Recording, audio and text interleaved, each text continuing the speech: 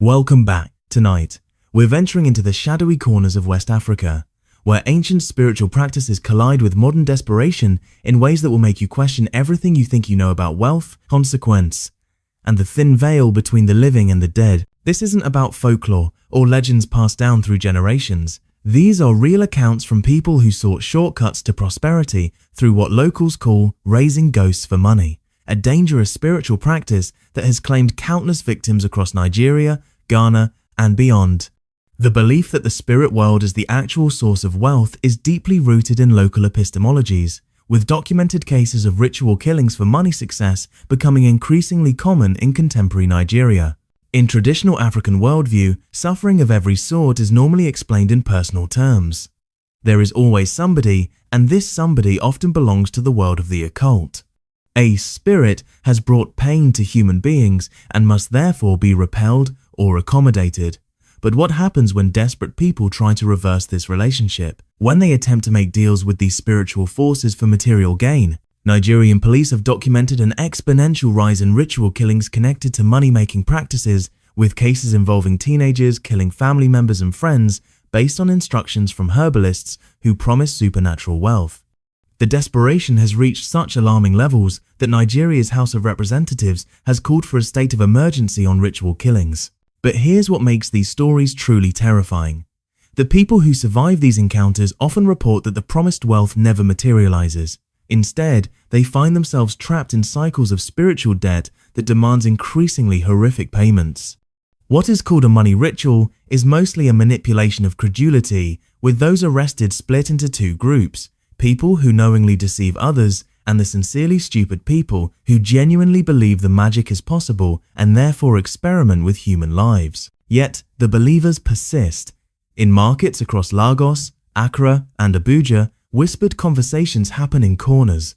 Phone numbers are exchanged, addresses to remote villages are shared, and young people, driven by poverty and the pressure to succeed, make the journey to meet herbalists who claim they can summon ancestral spirits to grant wealth. What they discover is far more terrifying than poverty itself. Tonight's accounts come from police files, hospital records, and the testimonies of those brave enough to speak about their experiences. We've changed names and locations to protect identities, but the core details remain verified through multiple sources. These are stories of what happens when modern desperation meets ancient spiritual forces that demand payments no human should ever make. So settle in, but keep the lights on, because after tonight, you'll understand why some doors should never be opened, and why some prices are too high to pay no matter how desperate you become. Chidi Okafor was exactly the kind of man you'd expect to succeed: smart, ambitious, well-connected, and running a thriving import business in Lagos. By 2019, his company was pulling in millions of naira monthly, and everything seemed perfect. But in Nigeria's volatile economy, perfection has a way of crumbling overnight. It started with the currency devaluation, then came the port delays, the bureaucratic hurdles, and finally the coup de grace, a major client defaulting on a payment worth nearly 30 million naira. Within 6 months, Chidi went from driving a Mercedes to struggling to pay his office rent.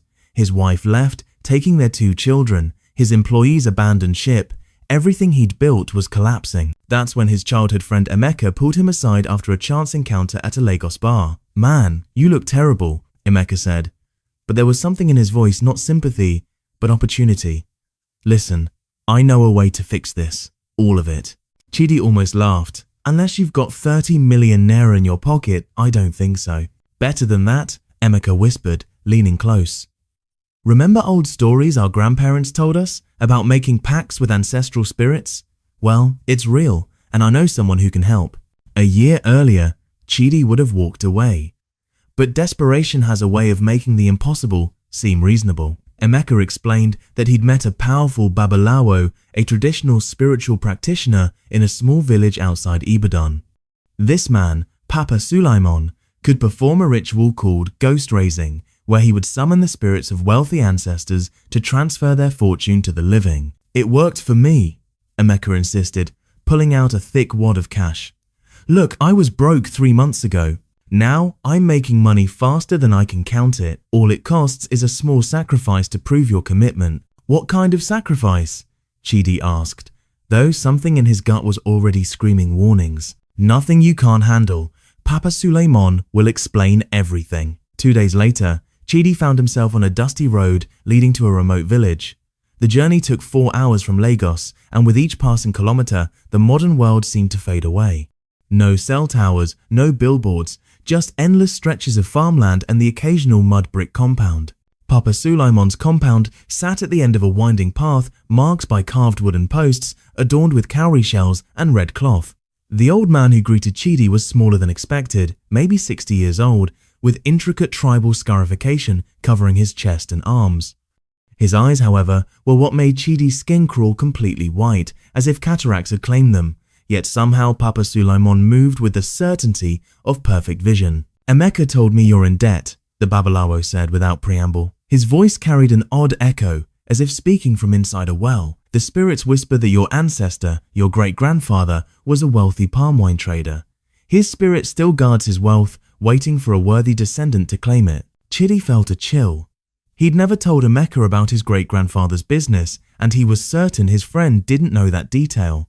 Papa Suleiman led him into a circular hut filled with strange artifacts, animal skulls arranged in patterns, mirrors that seemed to reflect more shadows than light, and an altar covered in photographs of people Chidi didn't recognize. The smell was overwhelming incense, mixed with something organic and rotting. "Your great-grandfather's spirit is angry," Papa Suleiman continued, settling cross-legged before the altar.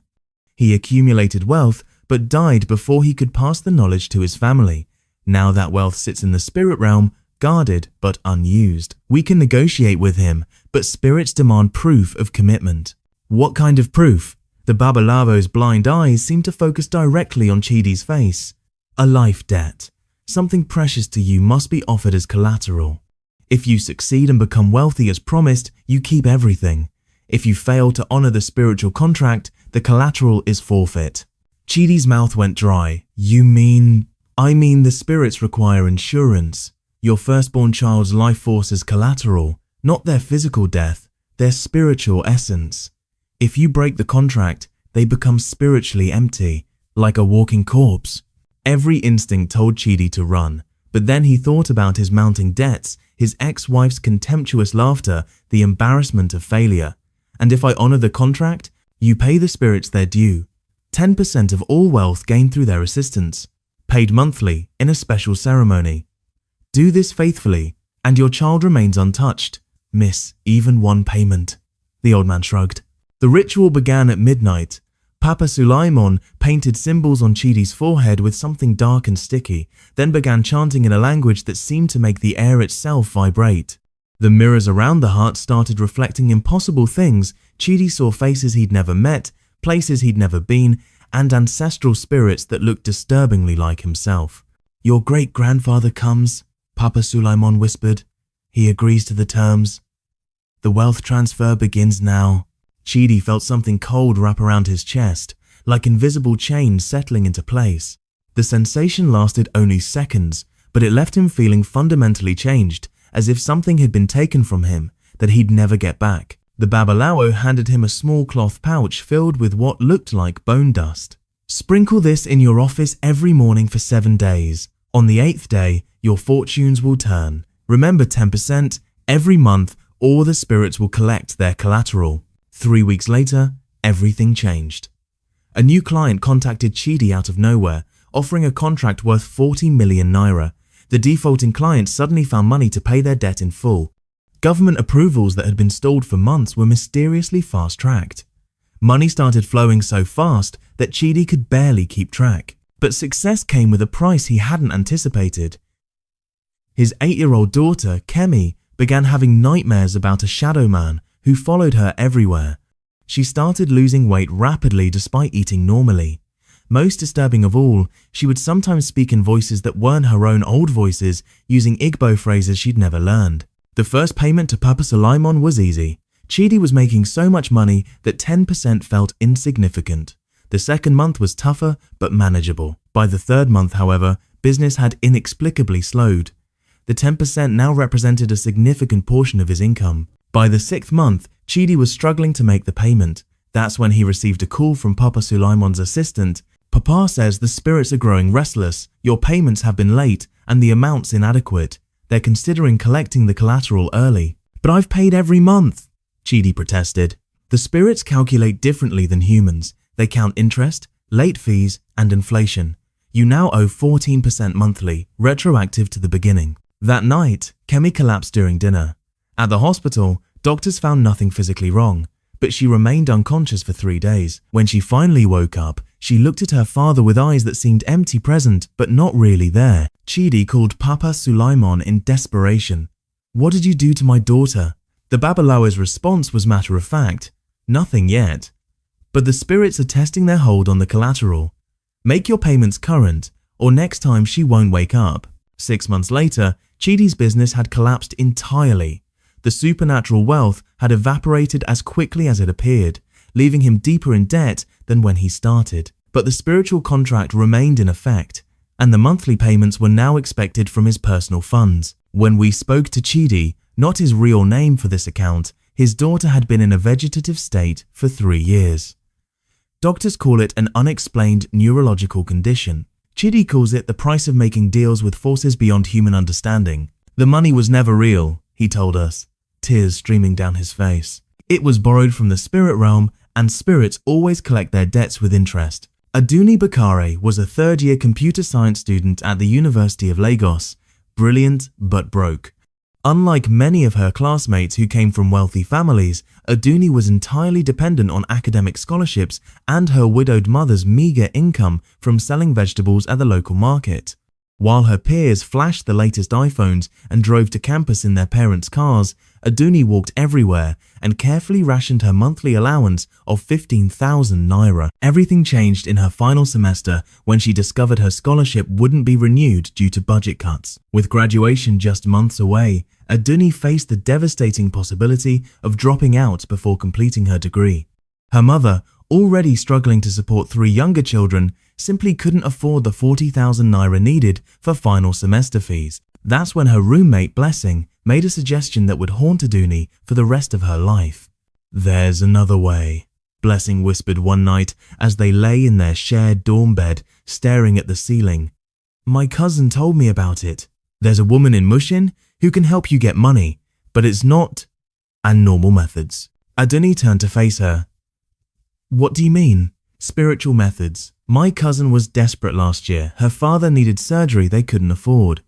She went to this woman, Mama Peju, who performs something called Ancestor Awakening.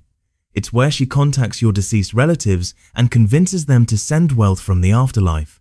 "That sounds crazy. My cousin's father got the surgery. They found money in their house, just appeared overnight in a sealed box under their kitchen floor. 27 million naira. The conversation might have ended there. But the next day brought devastating news.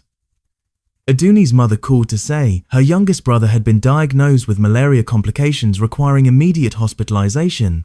The treatment would cost their entire family savings, leaving nothing for Aduni's school fees. 3 days later, Aduni found herself in the chaotic streets of Mushin, a dense Lagos neighborhood where legitimate business and spiritual practices exist side by side.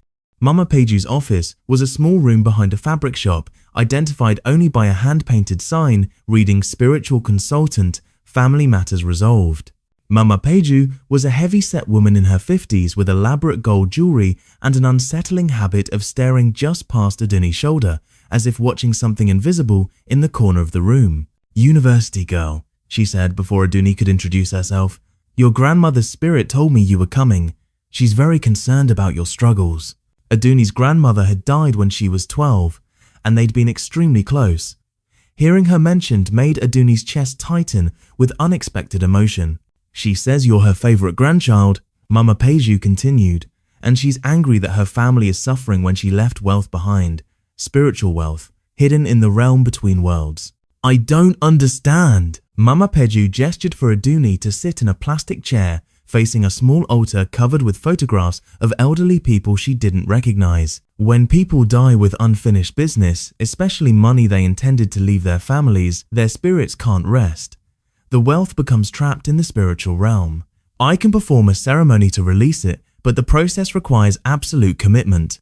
"What kind of commitment?" The woman's eyes finally focused on Aduni directly. Your grandmother's spirit needs assurance that you'll honor family traditions. She wants you to make a spiritual vow. If she releases the trapped wealth to help you, you must promise to continue the family line within 3 years. Bear a child to carry on her spiritual legacy. Aduni felt confused. That doesn't seem like a big sacrifice. I mean, I want children someday anyway. Ah, but there's more. The child must be born through spiritual conception, no normal pregnancy. After the wealth ceremony, you'll carry a spirit child, 1 foot in this world, 1 foot in the ancestral realm. The child will be special, gifted, but also bound to serve the family spirits throughout their life. A chill ran down Aduni's spine.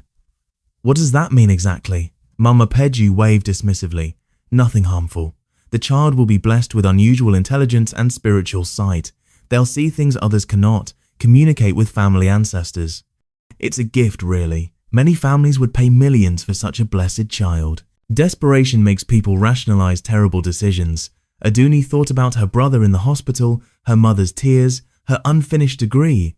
How much money are we talking about? Your grandmother accumulated significant spiritual wealth during her lifetime. She was a successful trader, very generous to others. The spirits calculate her unused good deeds as currency. I estimate 50 million naira worth of blessings waiting to be claimed. 50 million naira. Enough to pay for school, her brother's treatment, and set up her entire family for life. The ceremony took place 3 nights later during the new moon. Mama Page's compound behind the fabric shop was larger than it appeared from the street, with several buildings arranged around a central courtyard.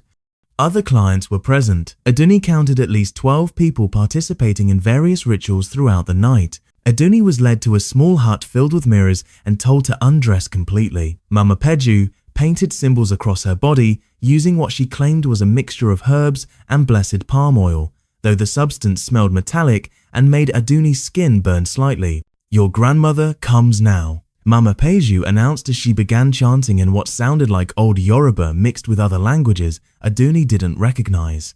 She brings the spiritual wealth, but also her expectations. The mirrors in the hut began showing impossible reflections. Aduni saw her grandmother as a young woman, places she'd never been, and shadowy figures that moved independently of any light source. Then she felt something cold enter her body through her chest, like breathing in ice water. The spiritual conception is complete, Mama Peju announced. Your grandmother's wealth will manifest within 7 days. The spirit child will quicken within 3 months. Aduni felt fundamentally different, leaving the ceremony heavier somehow, as if carrying invisible weight. But skepticism crept in during the taxi ride home.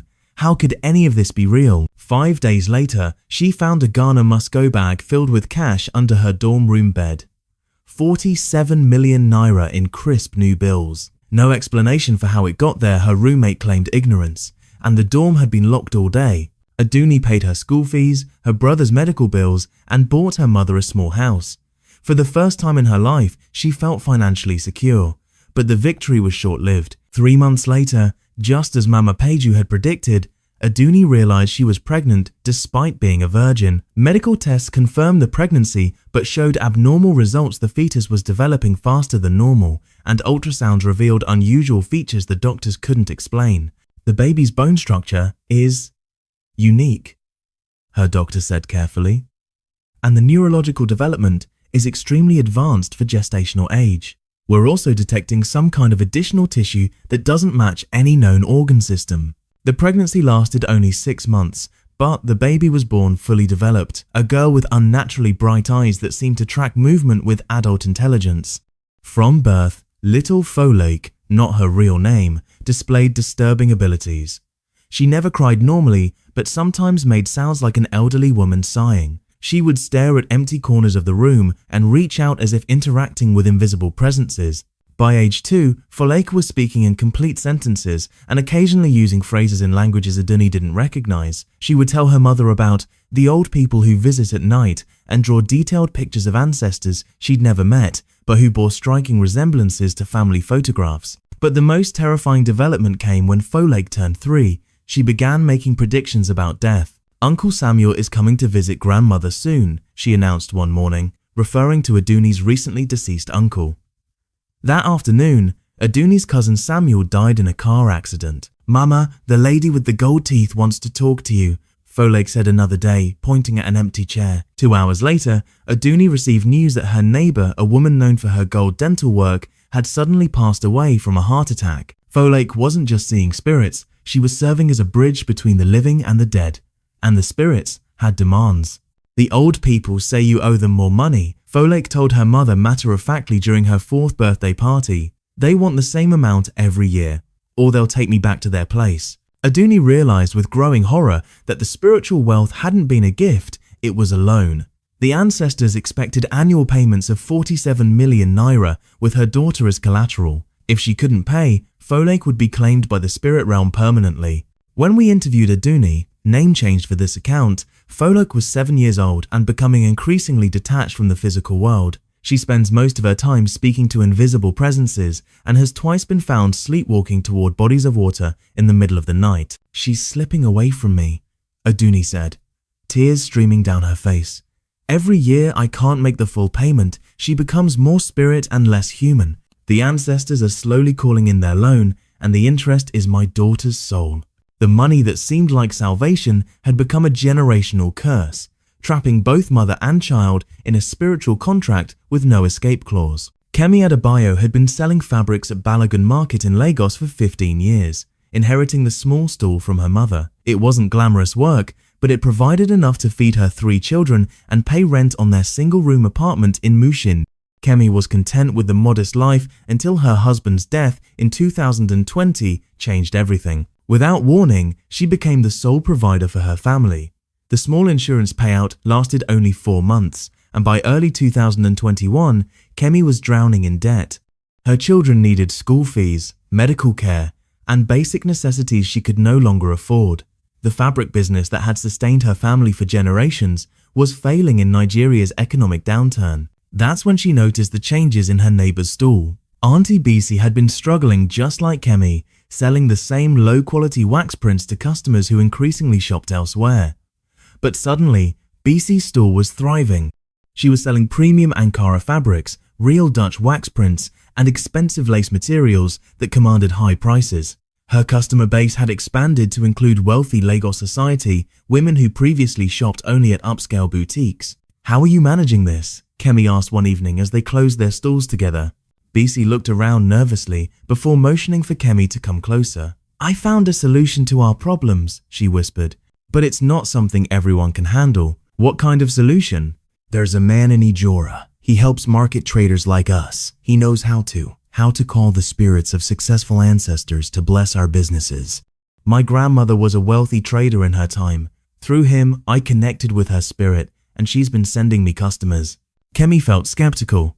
"You mean like prayers and blessings?" "More than prayers, real contact. He can summon specific ancestral spirits and negotiate with them directly. They can influence people's minds, make customers feel drawn to your stall, make them willing to pay higher prices." Bisi paused. "But the spirits demand something in return." "Money? Sometimes, but mostly they want proof of commitment. They need to know you're serious about honoring them." Something in Bisi's tone made Kemi uneasy, but her desperation outweighed her caution. 2 days later, she found herself on a crowded Molu bus heading to Ijora, a rough neighborhood known more for its port activities than spiritual practices. The address Bisi provided led to a compound hidden behind a mechanic's workshop. The spiritual consultant who met her was a thin man in his 30s named Brother Segun, far younger than the traditional Babalawo Kemi had expected. "Your friend told you about ancestor summoning," he said without introduction, ushering Kemi into a small room decorated with car parts and religious symbols. But she didn't explain the full process. The room felt wrong, somehow too warm despite the evening breeze, and filled with a smell like burning rubber mixed with incense. Posters of Jesus Christ hung next to traditional Yoruba artifacts, creating an unsettling blend of religious imagery. "I can contact your business ancestors," Brother Segun continued, "but they exist in a realm where different rules apply. Time moves differently there. What feels like minutes to us might be months to them. They experience our world as moving very fast, so they get impatient easily." "What does that mean?" "It means they want immediate, dramatic proof that you're committed to working with them. Small offerings aren't enough. They need to see you're willing to make real sacrifices for business success." Kemi's stomach tightened. "What kind of sacrifices?" Brother Sagun studied her face carefully.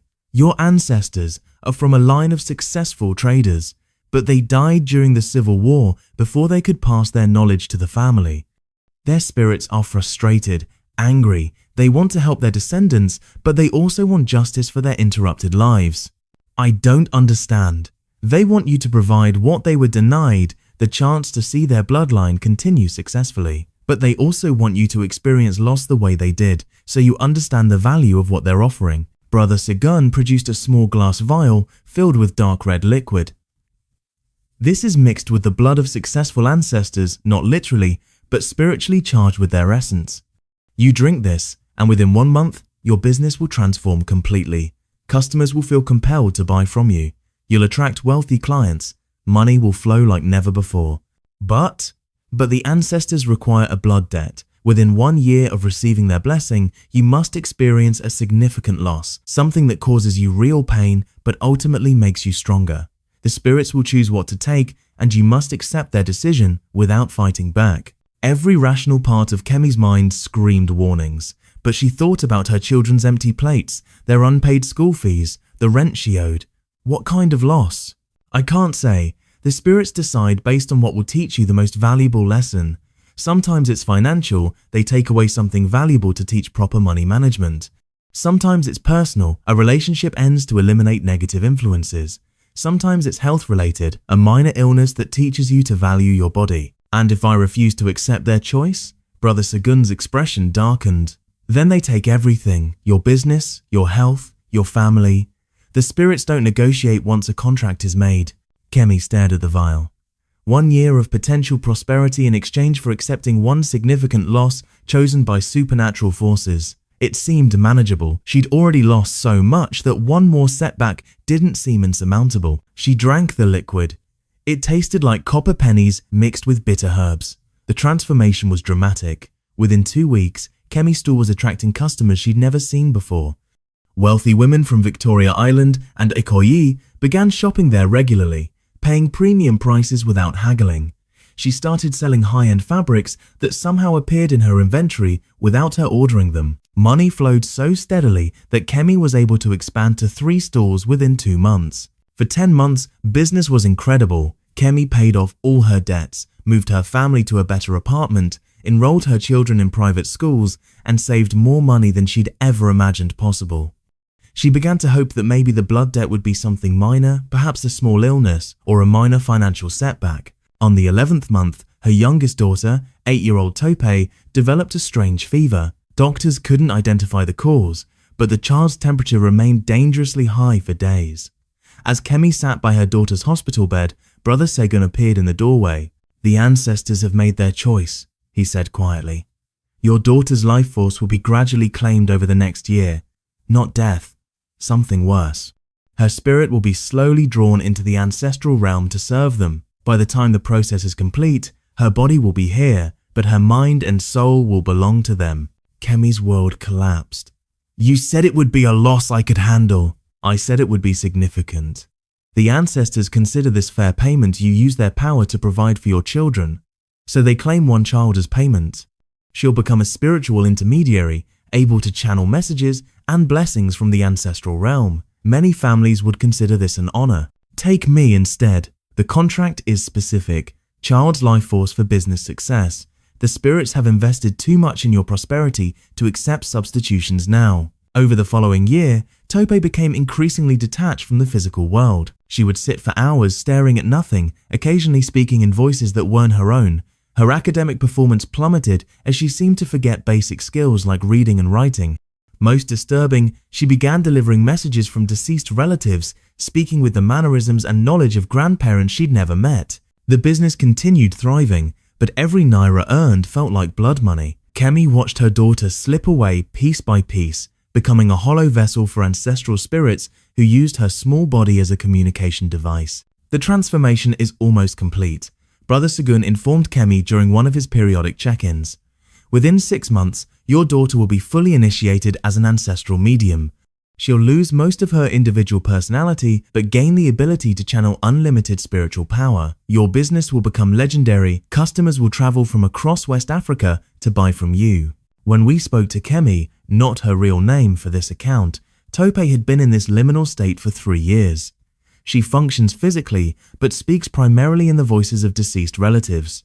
The family business has indeed become legendary, attracting customers who believe purchasing fabrics blessed by ancestral spirits will bring them good fortune. "I wanted to save my children," Kemi told us, tears streaming down her face. "Instead, I sacrificed one child to provide for the others. The ancestors got exactly what they wanted, a permanent servant in my family line, and I can never break the contract because they're still fulfilling their end of the bargain." The most terrifying aspect of Kemi's story isn't the spiritual possession of her daughter, it's the realization that the contract was designed to be exactly this cruel from the beginning. The spirits never intended to take something minor. They wanted to create a generational bond that would ensure Kemi's family remained spiritually indebted forever. By now, you understand the pattern.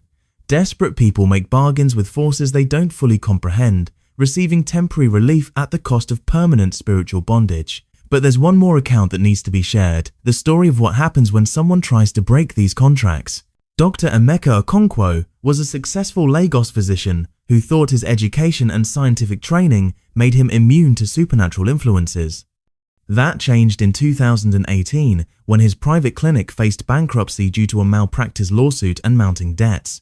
Facing the loss of everything he'd worked to build, Dr. Okonkwo made a decision that would shatter his understanding of reality. Through a colleague, he learned about a powerful Babalawo in Osun State who specialized in professional blessing rituals for educated clients, doctors, lawyers, and business owners who needed spiritual help but wanted discreet, sophisticated approaches to traditional practices. Chief Adebayo operated from a modern compound that looked more like a luxury resort than a traditional shrine. He wore designer clothes, spoke perfect English, and explained his services using terminology that made them seem almost scientific.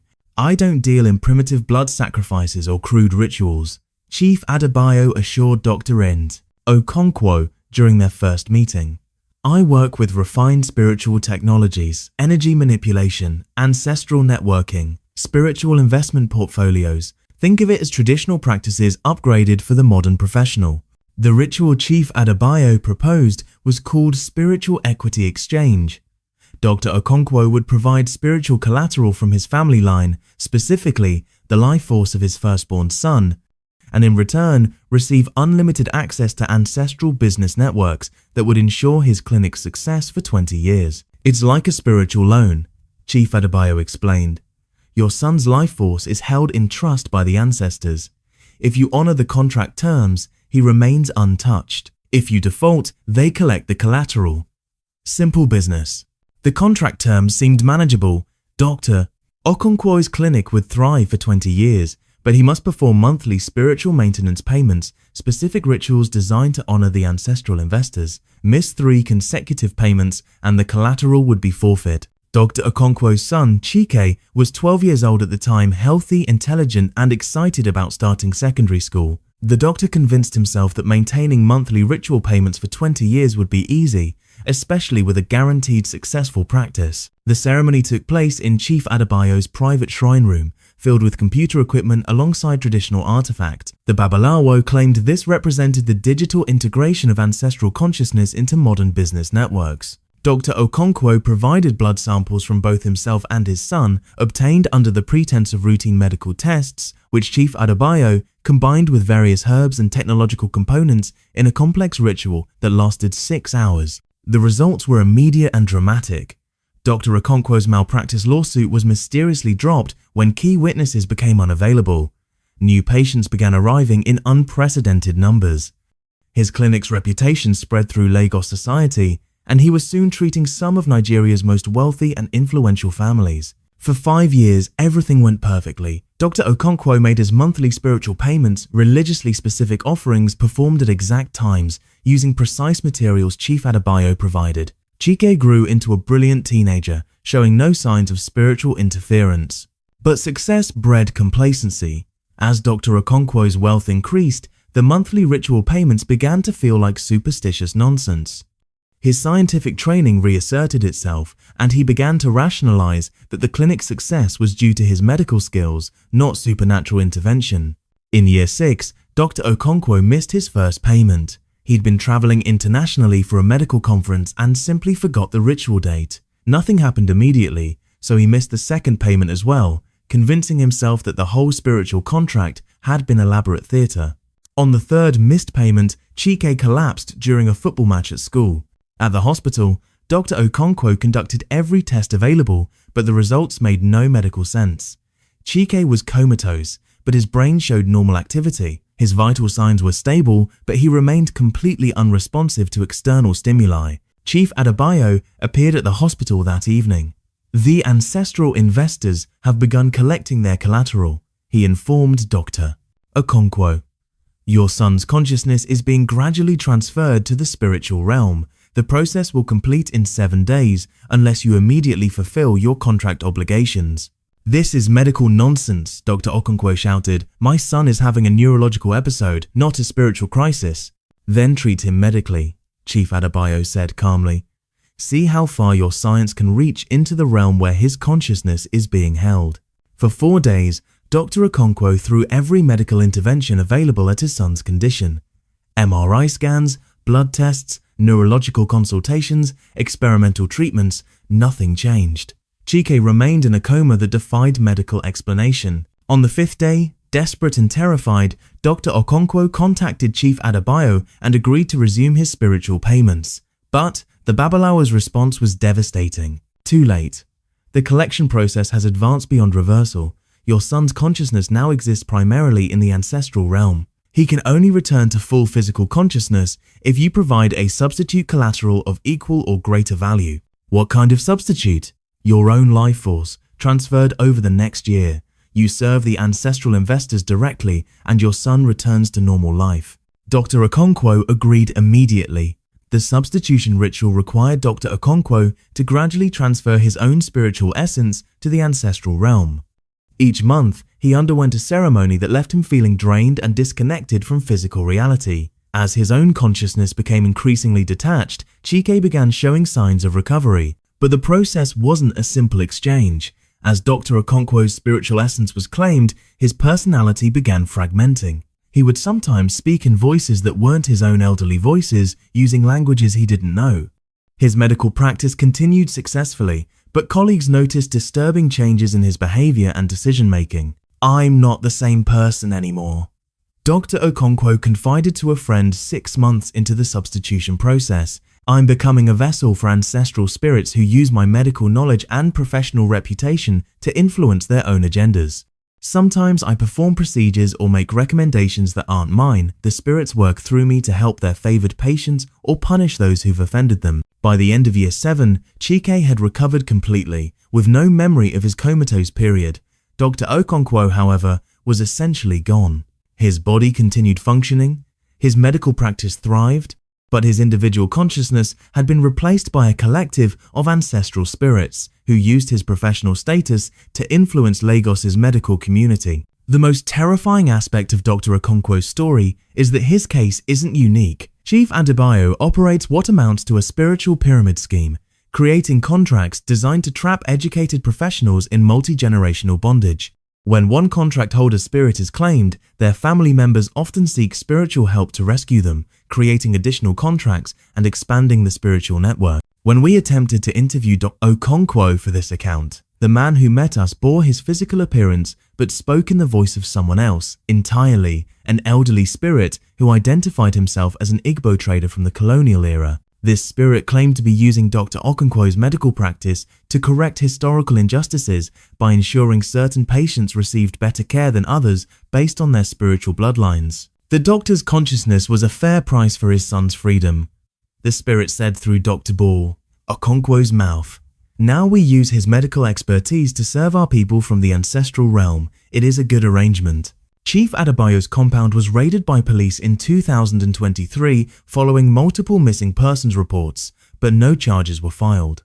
As with many cases involving spiritual practices and organized crime, investigations often stall due to the involvement of high-ranking officials who are themselves confraternity members or spiritual clients. The compound remains operational, and Chief Adebayo continues advertising modern spiritual solutions for contemporary professionals. Before any Nigerian contemplates going to a witch doctor for money rituals, he or she should first ask, why is the witch doctor not rich himself?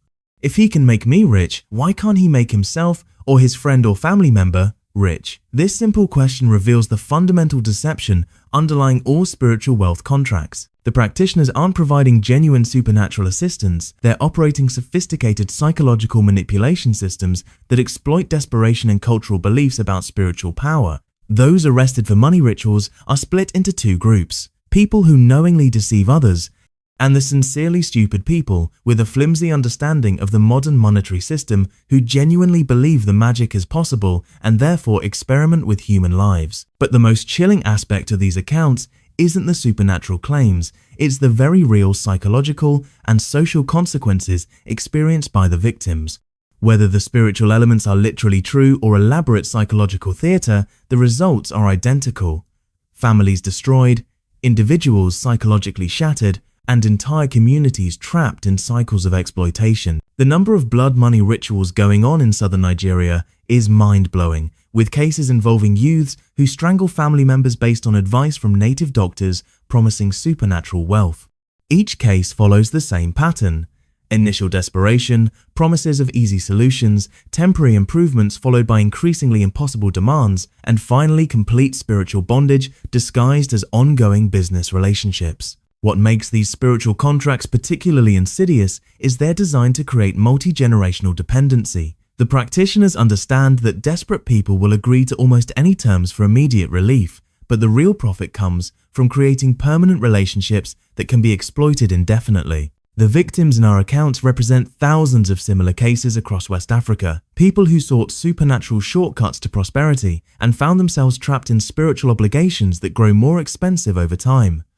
The initial miracles are often explainable through natural means: unexpected business opportunities, delayed payments finally arriving, or simply the psychological boost that comes from feeling spiritually supported. But the contracts are structured to ensure that victims can never fully repay their spiritual debts. Interest compounds, new fees are invented, and the original terms are reinterpreted by practitioners who hold all the power in these relationships. Getting rich or becoming wealthy has nothing to do with ritual sacrifice or the use of charms. Real wealth comes from education, hard work, smart financial decisions, and sometimes luck, never from supernatural bargains that promise something for nothing. If you find yourself tempted by promises of spiritual wealth, remember the stories you've heard tonight.